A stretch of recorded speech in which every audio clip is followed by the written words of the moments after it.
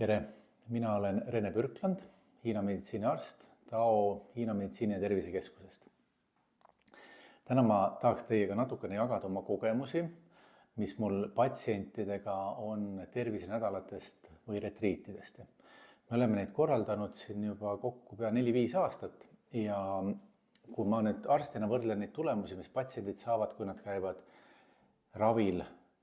ütleme korra nädalas või korra kuus, ja võrreldes retriit, kus on intensiivselt 3, 4, 5, 6 päeva, sõltub retriidist,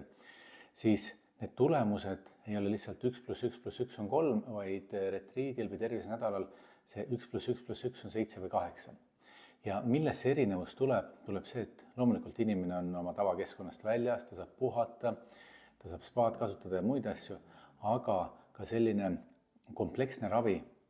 kus me teeme Hiina meditsiiniteraapiaid, me teeme võimlemisi, seal on ka loengud ja üks tähtis komponent, mis annab nendele tervisenädalatele suure panuse, on puhastus. Igapäevaselt meie organism puhastub iga kell, igal hetkel, igal sekundil, et ilma puhastumata ta ei püsikski elus. Aga kui toetada seda puhastusprotsessi mingite taimedega, mingite muude meetoditega, siis kehal on alati lihtsam hakkama saada, on lihtsam ennast taastada, ennast tervendada.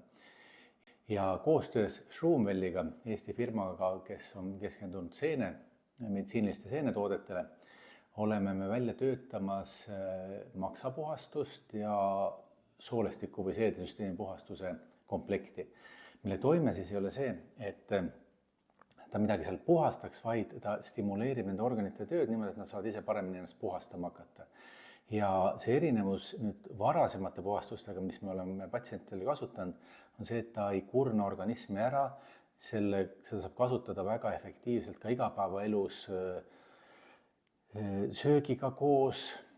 oma tavatoimetusi tehes,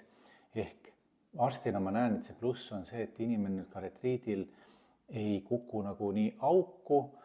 kust hakkab üles ronima, vaid see toetus kehal on selline ühtlasem ja ei kurna inimest nii palju ära.